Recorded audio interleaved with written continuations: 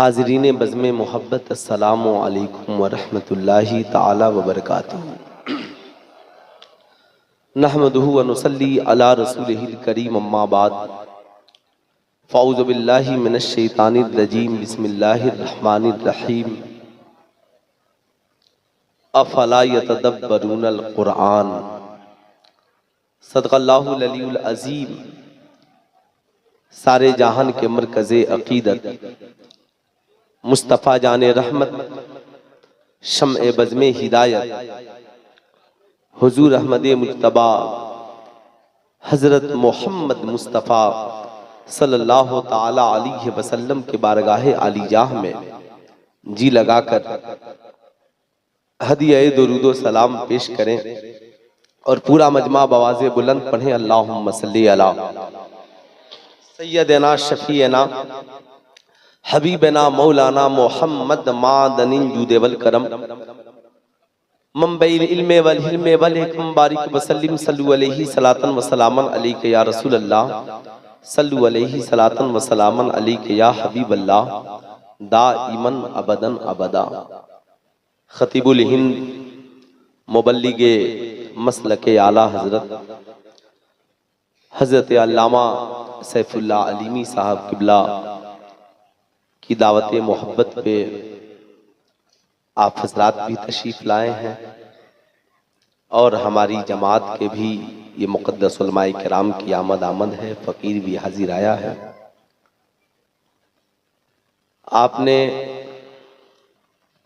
मुझसे पेशतर हमारी जमात के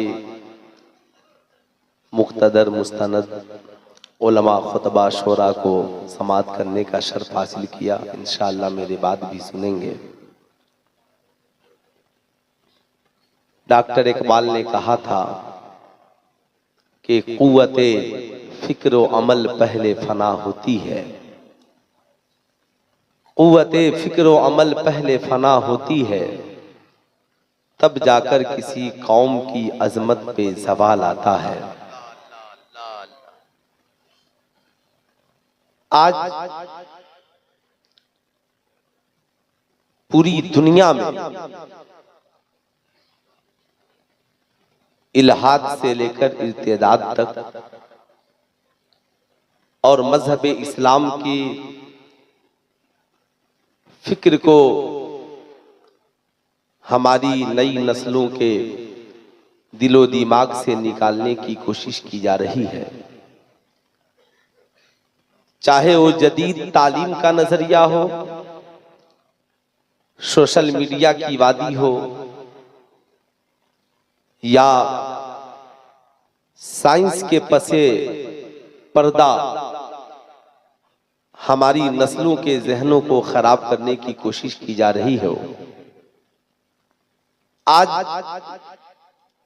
इस दौर में हमारी कौम के लिए बहुत सारे चैलेंजेज हैं और हर शख्स अपनी बेहतरीन राय के साथ सोशल मीडिया के प्लेटफॉर्म से लेकर जलसों की दुनिया तक, मसाजिद के मिंबरों मेहराब तक लोग इसे हल करने की कोशिश कर रहे हैं। इसी हवाले से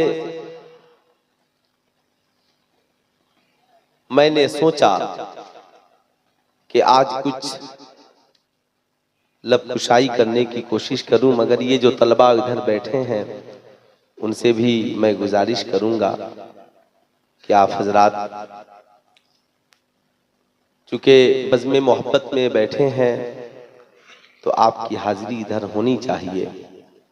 डॉक्टर इकबाल ने कहा कि कुव्वते इश्क से हर पस्त को बाला कर दे, दहर में इसमें मोहम्मद से उजाला कर दे। सुभान अल्लाह।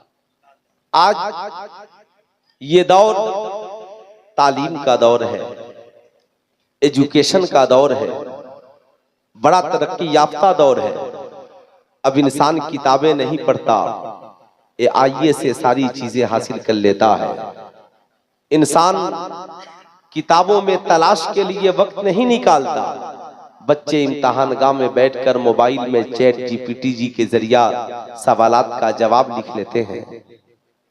अब इस दौर में रातों को मुशक्कत करके किताबों में लकीरें खींचने की जरूरत नहीं पड़ती। इस तरक्की याफ्ता दौर में नौजवान गूगल के हवाले से अपने मुश्किल मसाइल को हल कर लेता है।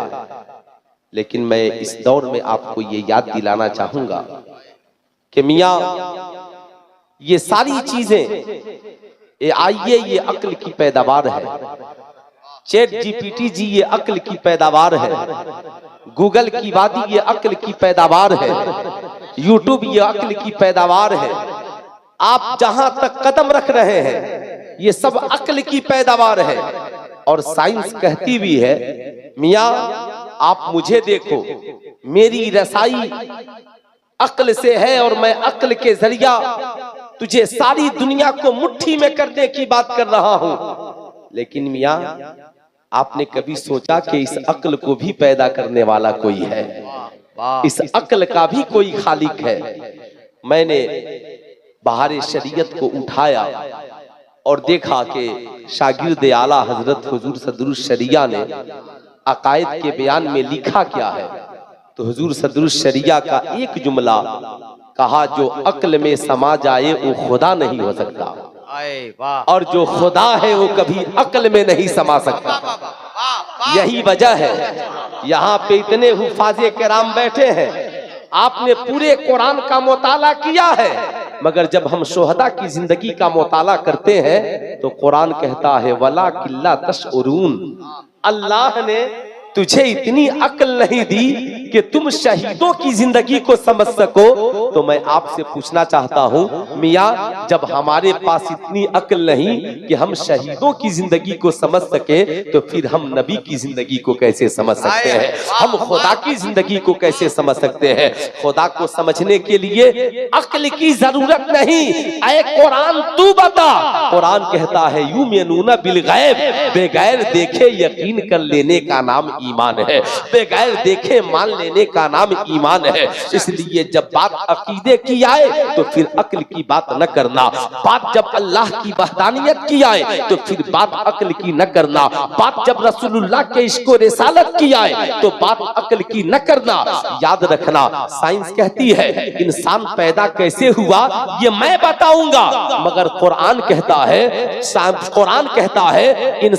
पैदा कैसे हुआ ये भी बताऊंगा, और किसने इंसान को पैदा किया ये भी बताऊंगा, अल्लाह ने इंसान को क्यों बनाया ये भी बताऊंगा। यही साइंस में और कुरान में फर्क है। याद रखिएगा, अगर आज का कोई रिसर्चर ये कहे मियां ये घड़ी है, लेकिन मैं ये बता सकता हूँ ये घड़ी है कि ये घड़ी चलती कैसे है, इस घड़ी के अज्जा क्या है, इस घड़ी में सुई है, ये सारी चीजें हैं, मगर ये मैं नहीं मानता कि इस घड़ी का बनाने वाला भी कोई है। ये घड़ी खुद ब खुद है। मैं क्या आपको याद दिलाना चाहूंगा, कुरान ने 1450 बरस पहले कहा अफला यतदब्बरूनल कुरान, ऐ लोगों कुरान रखते हो मगर कुरान में गौर व फिक्र नहीं करते हो। कुरान जगह जगह इल्म वालों से खिताब करता है, पढ़े लिखों से खिताब करता है, एजुकेटेड लोगों से खिताब करता है, ब्रिलियंट लोगों से खिताब करता है। यतफक्करून, फिक्र रखने वालों मेरी तरफ देखो, यतदब्बरून, गौर करने वालों मेरी तरफ देखो। याद रखिएगा, ये आसमान है, देखने वालों के दो नजरिए हैं। एक इंसान आसमान को देखता है, हम यहाँ ये आसमान है, बगैर सुतून के जो खड़ा है ये आसमान है, बगैर दीवार के जो खड़ा है ये आसमान है, बगैर पाई के जो खड़ा है ये आसमान है, ये आसमान है। हम आसमान के नीचे हैं, आसमान के ये अज्जा है, मगर कुरान कहता है आसमान तो है मगर इस आसमान को अल्लाह ने बनाया है। ये आसमान हमारे लिए सामियाना है। आसमान को देखकर खुदा की कुदरत को समझो, खुदा की कुदरत का ऐलान करो। नजरिया दोनों के अलग अलग है। मैं आपको याद दिलाना चाहूंगा मियां, अगर समाज में ब्रिलियंट लोगों को तलाश करना है तो आप किसे तलाश करेंगे? आप कहेंगे मौलाना समाज में अगर ब्रिलियंट तलाश करना है तो इस दौर का जो सबसे बड़ा ब्रिलियंट वो है जिसका मैथ मजबूत हो, साहब जिसका जो मैथमेटिक्स में मजबूत हो। जाहिर सी बात है, हमारे यहाँ आप मदारिस इस्लामिया में भी देख ले, जब यहाँ पर पूछा जाता है हमारे तलबा में सबसे ब्रिलियंट कौन है, कहते हैं जो विरासत के मसाइल को हल कर लेता है वो सबसे बड़ा ब्रिलियंट पढ़ा लिखा और अक्लमंद नौजवान माना जाता है। आपसे मैं पूछना चाहता हूँ, सारे अक्लमंद लोगों को जमा कर लीजिए, सारे ब्रिलियंट लोगों को जमा कर लीजिए, सारे अक्ल वालों को जमा कर लीजिए, आप उनसे पूछिए आपका खास सब्जेक्ट क्या है, वो कहेंगे मेरे खास सब्जेक्ट का नाम है मैथ। आप पूछिए मैथ की शुरुआत कहां से होती है, वो कहेगा मौलाना साहब मैथ की शुरुआत तो एक से है, मगर मैं कहूं मियां कि जब एक गिनती से होती है, गिनती की शुरुआत एक से है, मगर बताओ इसकी इंतहा, कहेगा मौलाना साहब जिंदगी खत्म हो सकती है मगर कभी गिनती खत्म नहीं हो सकती है। 100 के बाद 101 होगा, 1000 के बाद 1001 होगा, लाख के बाद 1,00,001 होगा, करोड़ों के बाद 1 करोड़ 1 होगा। मियां जिंदगी खत्म हो जाएगी मगर हम गिनती की इंतहा को नहीं पहुंच सकते। कुरान ने 1450 वर्ष पहले कहा कि याद रखना तुम खुदा की नेमतों को शुमार नहीं कर सकते, उसका इहाता नहीं कर सकते, वला तहद्दु वला तहसूहा, याद रखिएगा आप उसका शुमार और उसका हुदूद नहीं कर सकते। मैंने कहा चलो ठीक है गिनती की इंतहा नहीं है मगर गिनती की इब्तिदा तो है। कहता है हाँ मौलाना साहब गिनती की इब्तिदा है। कहा इब्तिदा क्या है, कहा इब्तिदा ये है पहले 10 था, 10 से पहले 9 था, 9 से पहले 8 था, 8 से पहले 7 था, 7 से पहले 6 था, 6 से पहले 5 था, 5 से पहले 4 था, 4 से पहले 3 था, 3 से पहले 2 था, 2 से पहले 1 था। कहा 1 से पहले सारे ब्रिलियंट नौजवान बोल पड़े मौलाना 1 से पहले कुछ नहीं था। कहा फिर ये 1 कहां से आया, कहा 1 से पहले 0 है, कहा ये 1, कहा ये 1 अपने आप है, कहा इस 1 को किसने बनाया, कहा 1 को किसी ने नहीं बनाया, ये खुद ब खुद मौजूद है। कहा फिर ये 2, कहा इसी 1 ने 2 को बनाया है, 3, कहा इसी 1 ने 3 को बनाया है, 4, कहा इसी 1 ने 4 को बनाया है, 5, कहा इसी 1 ने 5 को बनाया है। कहा अगर वो 1 ना होता, कहा अगर वो 1 ना होता तो ये 2 ना होते, ये 3 ना होते, ये 4 ना होते, ये लाख ना होते, ये करोड़ ना होते। बताओ एक शक्तिशाली है या ये करोड़ों शक्तिशाली है। सारे ब्रिलियंट नौजवान बोल पड़े मौलाना वो 1 बनाने वाला है, ये करोड़ों बनने वाले हैं। वो 1 खालिक है, ये मखलूक है, बनने वाले बनाने वाले के सामने मजबूत नहीं हो सकते, इसलिए वही सबसे बड़ा ताकतवर है। साइंटिस्टों ने आज समझा है, कुरान ने 1450 बरस पहले कहा ऐ महबूब कह दीजिए कुल हु अल्लाहु अहद अल्लाहु समद लम यलिद व लम यूलद व लम यकुल लहु कुफुवन अहद। ऐ मेरी कौम के नौजवानों, इसलिए आज के जलसे में ये अकीदा लेकर के जाओ, जब बात अल्लाह की वहदानियत की आए तो आपको किसी डिबेट को सुनने की जरूरत नहीं है, आपको किसी जहरिया से मुनाजरा करने की जरूरत नहीं है। बात जब रसूलुल्लाह पे ईमान की आए तो आपको किसी से बहसो मुबाहिसा करने की जरूरत नहीं है। ये दौरे इलाहाद है, इस दौर में ईमान बचाना असल जिम्मेदारी है, अपने अकीदे की हिफाजत करना सबसे बड़ी जिम्मेदारी है। जमाना पूछे तो कह देना है अल्लाह हमेशा से है और हमेशा रहेगा। उठाकर बोले अल्लाह हमेशा से है और हमेशा। दोस्तों जलसे में ऐसी गुफ्तगू सुना कीजिए और आप बहुत अच्छा सुन रहे हैं, इस्तकबाल करें ऐसी गुफ्तगू का उर्से मजहरी में। नारे तकबीर, नारे रिसालत, उर्से मजहरी, अल्लामा सुल्तान अदा साहब सीवानी। अल्लाह हमेशा से है और हमेशा रहेगा। मियाँ इस दौर में अगर कोई दहरिया आपसे ये कहे खुदा मौजूद है तो दिखाओ, मियाँ कहने की जरूरत नहीं है, आप कहिए कुरान से पूछ लीजिए। रब फरमाता है अल्लाह नूरु सम्मावाति वल अर्द, अल्लाह जमीनों आसमान में नूर है। मैं आपको याद दिलाना चाहूंगा, मियाँ याद रखिएगा जब अकायद का बयान हम पढ़ते हैं तो हमारे उलमा ने उसमें कई जगह मना फरमाया कि इन मसाइल में ज्यादा गुफ्तगू करना मना है, इसलिए कि आप अक्ल लेकर बहस करने के लिए बैठते हो। अक्ल लेकर हर जगह अक्ल की जरूरत नहीं है, अक्ल की जरूरत जहां पर है वहां अक्ल का इस्तेमाल कीजिए, और जहां दिल, मोहब्बत, इश्क, वफा, ईमान, ईकान की जरूरत है वहां यकीन का इस्तेमाल कीजिए, वहां ईमान का इस्तेमाल कीजिए, वहां इश्क का इस्तेमाल कीजिए। यही वजह है जब रब ने फरमाया कुरान में, वला तक़ूलू लिमन युक़्तलू फी सबीलिल्लाहि अमवात बल अहयाउ वलाकिन ला तशऊरून, खुदा की राह में जो कत्ल किए जाए उन्हें मुर्दा न कहो बल्कि वो जिंदा है, वलाकिन ला तशऊरून, मगर तुम्हें उनकी जिंदगी का शऊर नहीं है। क्यों? अल्लाह जान रहा है, अल्लाह जान रहा है कि ये बंदे मेरी राह में कत्ल होने वालों की जिंदगी का इनकार कर सकते हैं। कल पूछ सकते हैं अगर वो जिंदा है तो है कहाँ, वो दिखते किधर है, वो है किधर, उनकी पर्सनालिटी किधर है। इमाम हुसैन जिंदा है तो दिखते क्यों नहीं, इमाम हसन जिंदा है तो दिखते क्यों नहीं, अब्बास अलमदार जिंदा है तो दिखते क्यों नहीं। मियां मैं आपको याद दिलाना चाहूंगा हजरत उमर जिंदा है तो दिखते क्यों नहीं। कुरान में रब ने साफ अकीदा बयान कर दिया, वलाकिन ला तशऊरून, तुम्हारे पास इतनी अक्ल नहीं है कि मेरी राह में कत्ल होने वालों की जिंदगी को समझ सको। तो जब खुदा की राह में कत्ल होने वालों की हम जिंदगी नहीं समझ सकते तो खुदा की जिंदगी समझने के लिए क्यों चले हो। बस ये अकीदा रखो, खुदा हमेशा से है और हमेशा, पूरा मजमा हाथ उठाकर बोले, खुदा हमेशा से है और हमेशा रहेगा, खुदा हमेशा से है और हमेशा रहेगा। बस यही तो अकीदा है, यही तो हमारी जिंदगी की अलामत है, यही तो हमारी पहचान है। यही मैं याद दिलाना चाहूंगा। बात सिर्फ कुछ लोग तौहीद की करते हैं, मगर जब हम अहले सुन्नत वल जमात करते हैं तो तौहीद और रिसालत की करते हैं। क्यों? इसलिए कि अल्लाह ने अपने महबूब को कहीं जुदा नहीं किया।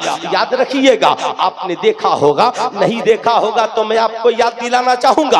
आज से कई बरस पहले हम लोग उत्तर प्रदेश के एक जलसे में थे। जाहिर सी बात है वहां पे बरेली शरीफ और उस इलाके के मुख्तलिफ उलमा थे। हम लोगों के सामने एक कैलेंडर था, उस पे इस्लाम की बुनियाद 5 चीजों पर। आपने देखा होगा कलमा इस्लाम की बुनियाद है, नमाज, रोजा, हज, ज़कात। उन लोगों ने कलमा को हटाकर सिर्फ तौहीद लिख दिया था।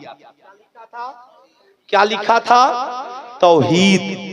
तब हम लोगों की नजर पड़ी, हम लोगों ने कहा कलमा में सिर्फ तौहीद नहीं है, तौहीद भी है और रिसालत भी है।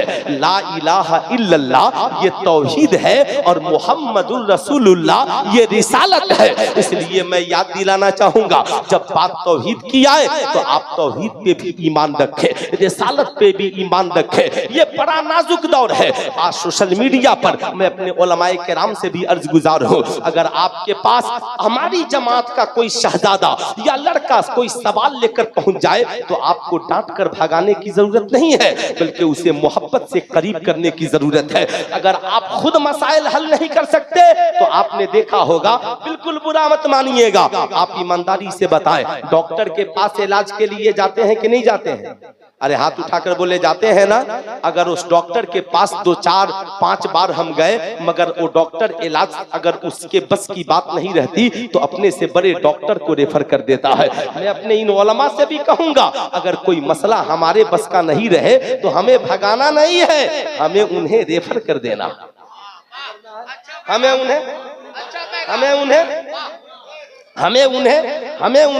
रेफर कर देना है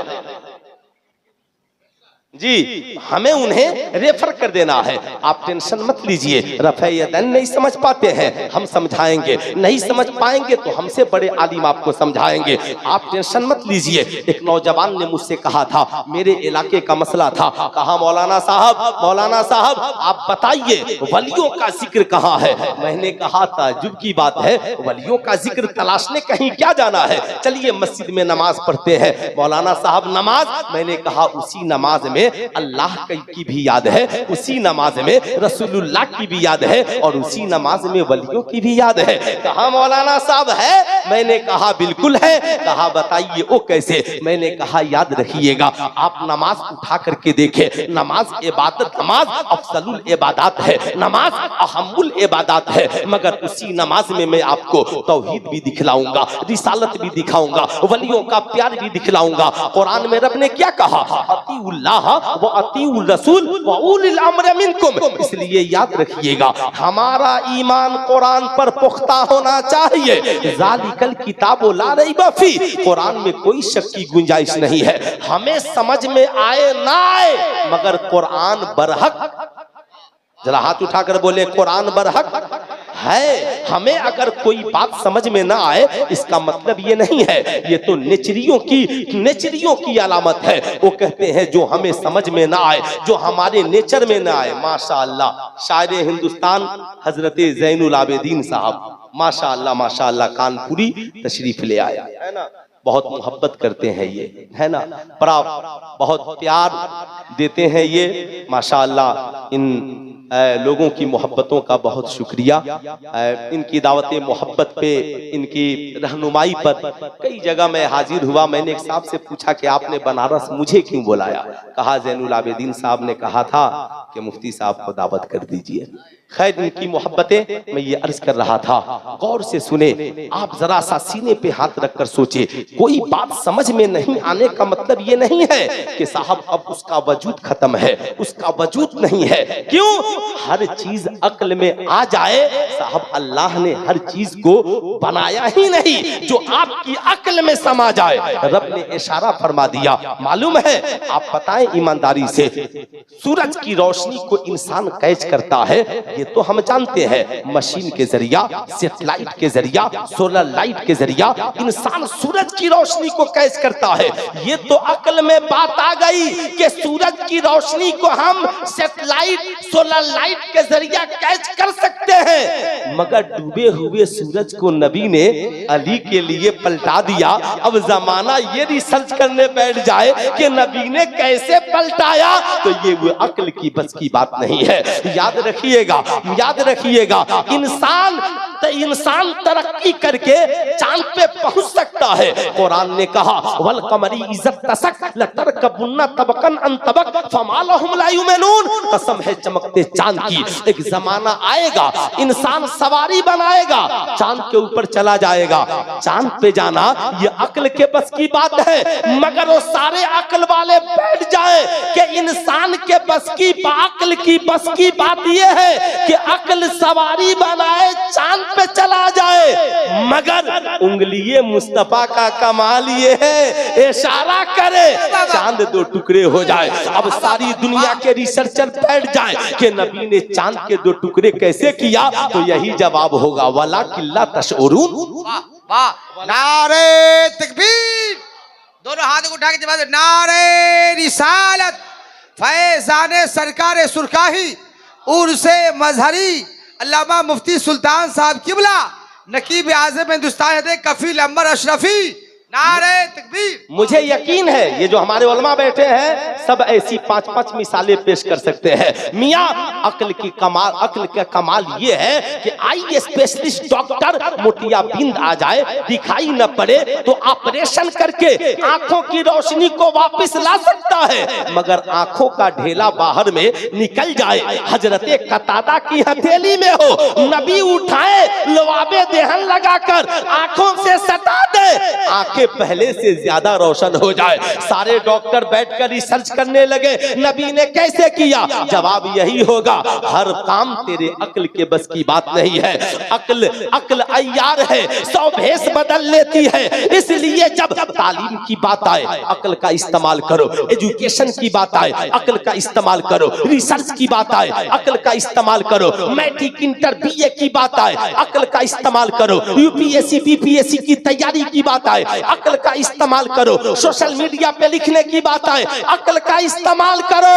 लेकिन जब बात ईमान की आए तो अक्ल का नहीं बल्कि दिल का इस्तेमाल करो, इश्क का इस्तेमाल करो। बात जब नबी की आए तो ईमान का इस्तेमाल इस्तेमाल करो। बात जब बुजुर्गों की आ जाए तो अक्ल की बात नहीं बल्कि मोहब्बत पे यकीन करो, मोहब्बत पे भरोसा करो। यही वजह है बात जब ईमान की आई तो रब ने कहा युमिनूना बिल गैब, देख कर ईमान लाने का नाम, मानने का नाम ईमान नहीं है, बगैर देखे मान लेने का नाम ईमान है।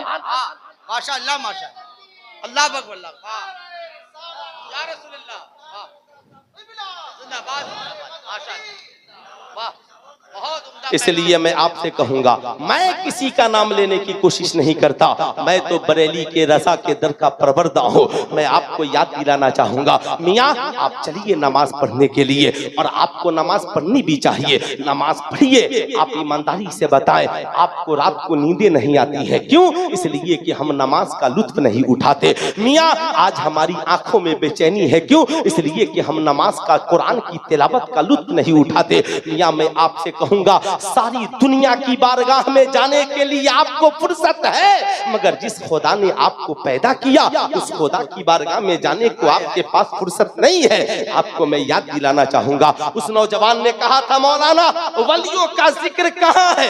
मैं याद दिलाना चाहूंगा, आओ आओ जरा सा नमाज में चलते हैं। बंदा जब नमाज में खड़ा होता है दोनों हाथों को खुदा की बारगाह में उठाता है। मालूम है ऐसे हाथों को कौन उठाता है? जब मुजरिम कहीं पे सिलेंडर करता है तो दोनों हाथों को उठा देता है, ऐ मालिको मौला हम तेरी बारगाह में हाजिर है, ऐ मालिको मौला हाजिर है। अल्लाहु अकबर, ऐ मालिको मौला तू सबसे बड़ा है, तू सबसे बड़ा है, तू सबसे बड़ा है। अब हमने नियत बांध ली, कयाम किया, हमने रुकू किया, सजदा किया। याद रखिएगा, कयाम ये इबादत है, रुकू ये इबादत है, सजदा ये इबादत है, मगर नमाज में दरूद इबादत नहीं, ये हुजूर की मोहब्बत है। सुभान अल्लाह, सुभान ये अल्लाह, इबादत नहीं हुजूर की मोहब्बत है, इबादत नहीं हुजूर की मोहब्बत है। अब आप बताएं ये दुरूद नमाज के अंदर है या बाहर है?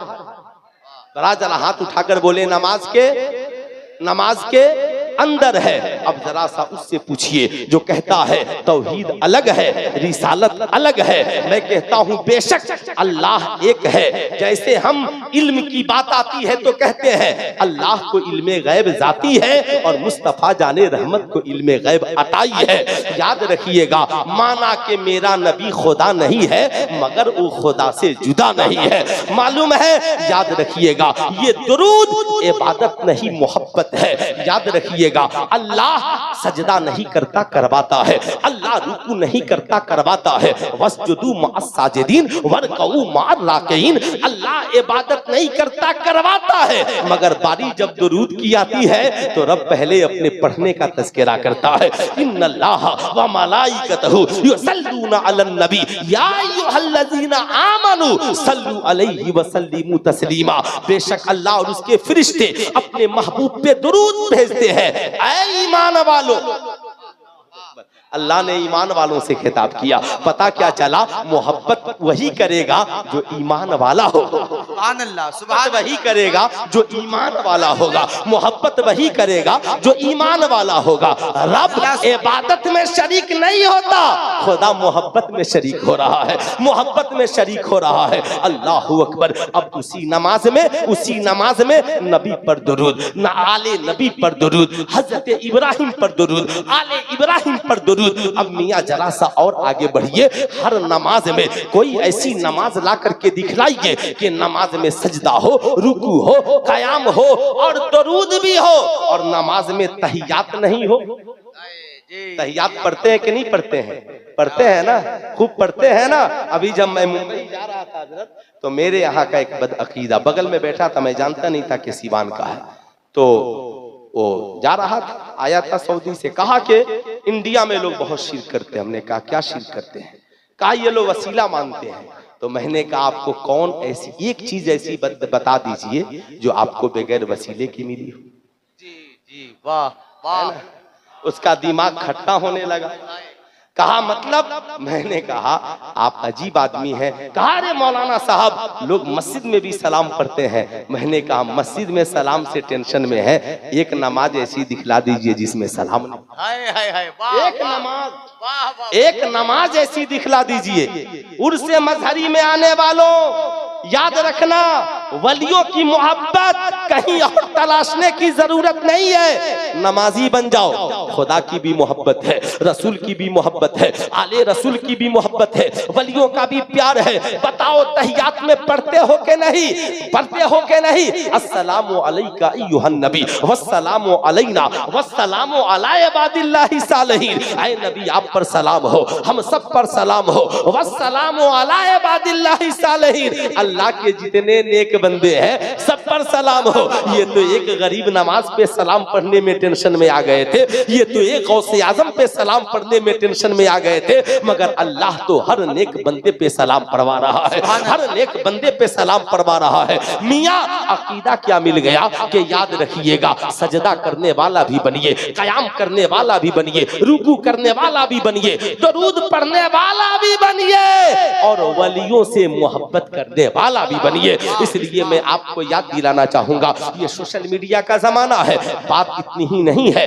याद रखिएगा, खुदा के मुनकिरीन को इल्हाद कहा, इसे नजरिए इल्हाद कहा जाता है। लेकिन आज इस दौर में इर्तिदाद का भी, इर्तिदाद हमारे बच्चों को मुर्तद बनाने की भी कोशिश की जा रही है। याद रखिएगा, जैसे इल्हाद हमारे लिए खतरा है, वैसे इर्तिदाद भी हमारे लिए खतरा है। कभी बेटियों को मुर्तद बनाया जा रहा है, कभी नौजवानों को नए नजरिए से मुर्तद बनाया जा रहा है। मैं आपको याद दिलाना चाहूंगा, ऐ मेरी कौम के नौजवानों, इस पुरफितन दौर में सोशल मीडिया के जरिया साहब, इसलिए मैं आपको ये बता रहा हूँ, सोशल मीडिया के जरिया आज हमारी बेटियां ये समझने के लिए तैयार नहीं है कि हमारा निकाह सिर्फ ईमान वालों से हो सकता है, बेईमानों से हमारा निकाह नहीं हो सकता।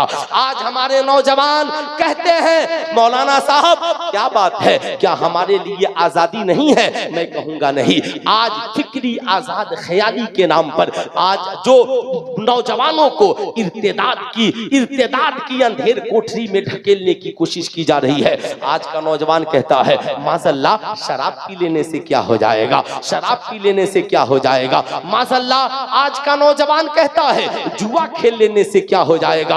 आपको ताज्जुब होगा, आज जब हम अपने नौजवानों को ये तालीम देते हैं, इस्लाम में सट्टा लगाना हराम है, इसलिए IPL में सट्टा लगाया जाता है, आप उसकी जानिब हाथ को न बढ़ाएं। लेकिन आज का नौजवान कहता है, मौलाना साहब आप लोग सिर्फ पाबंदी की बात करते हैं। मैं कहूंगा इस्लाम पाबंदी की बात नहीं करता।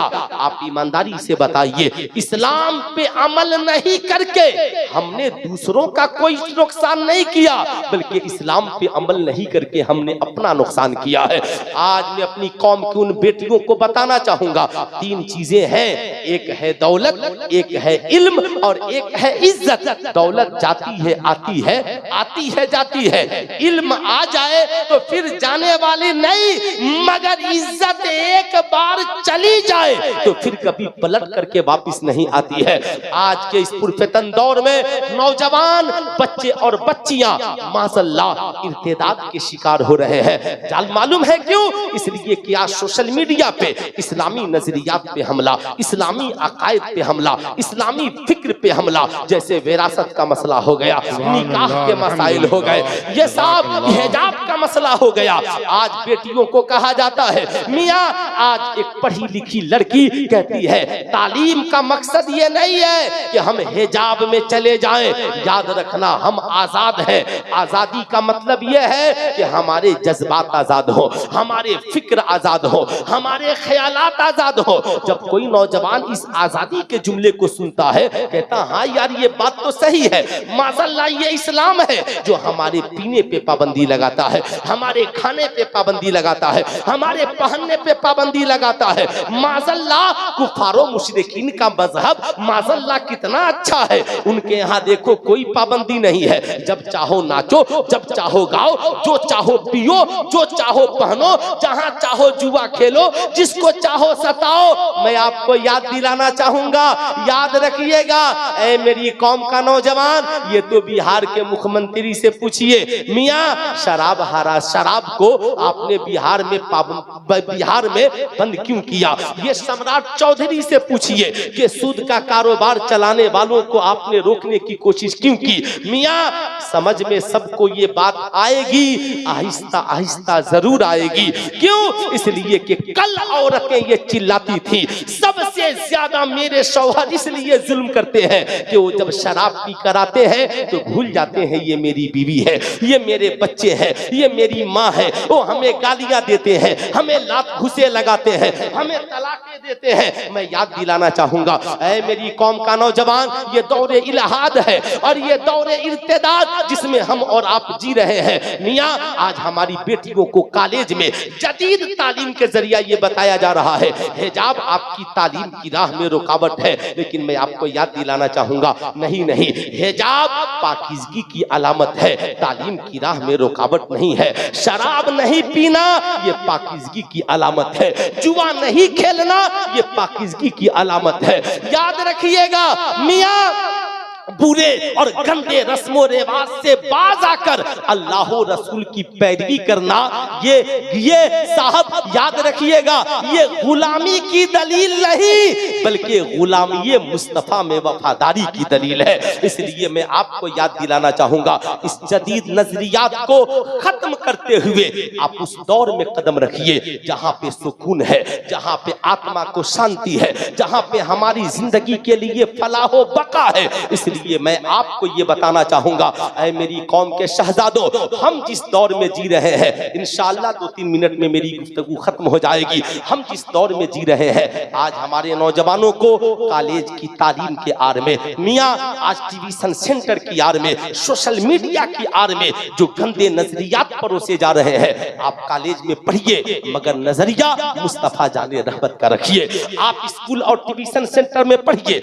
मगर नजरिया आमिना के लाल का रखिए। मुफक्किर इस्लाम अल्लामा कमरुज़्ज़मा खाज़मी से किसी ने कहा था कि हुजूर अगर आपकी तकरीर इस उम्मत को 100 साल पीछे कर देगी, कहा मैं तो चाहता हूं ये उम्मत 100 साल नहीं 1450 साल पीछे चली जाए। याद रखिएगा मेरी 2 मिनट की अब आखिरी तकरीर है, हर नौजवान के लिए, हर बच्चे बूढ़े के लिए। आप कहते हो आलिमों की क्या जरूरत है, हम तो दीन यूट्यूब से सीख लेंगे, हम तो दीन AI से सीख लेंगे, हम तो दीन चैट GPT जी से सीख लेंगे। अगर यही बात थी तो सरकारे सुरकाही की क्या जरूरत थी? यही बात थी तो मियाँ अजीजुल औलिया की क्या जरूरत थी? यही बात थी तो हिंद में हजरत ख्वाजा गरीब नवाज को आने की क्या जरूरत थी? दीन सीखने के लिए सोशल मीडिया का इस्तेमाल करने वालों, आपसे मेरा एक सवाल है। आप कहते हो हर चीज यूट्यूब पे और नीट पे मौजूद है, हम वहां से सीख लेंगे। बताओ ईमानदारी से, अगर आप हार्ट के मरीज हो जाएं तो बताएं, आप बताएं कि यूट्यूब पे हार्ट के ऑपरेशन का तरीका मौजूद है कि नहीं है? अरे बोलिए जरा जोर से, है? यूट्यूब पे आंख के ऑपरेशन का तरीका मौजूद है कि नहीं है? मौजूद है, मगर आप ईमानदारी से बताएं, है कोई बेटा जो अपने बाप के हार्ट का ऑपरेशन यूट्यूब पे देखकर करेगा? अरे हाथ उठाकर बोले करेंगे? नहीं करेंगे। आंख का ऑपरेशन यूट्यूब पे देखकर करेंगे? नहीं करेंगे। आप कहेंगे मौलाना आप बेवकूफ आदमी हैं। जान की बात है, जान की पहले पता करेंगे मुजफ्फरपुर शहर में हार्ट स्पेशलिस्ट डॉक्टर कौन है जिसने कामयाब ऑपरेशन किया हो, सैकड़ों मरीज उसके पास से शिफायाब होकर के आए हो।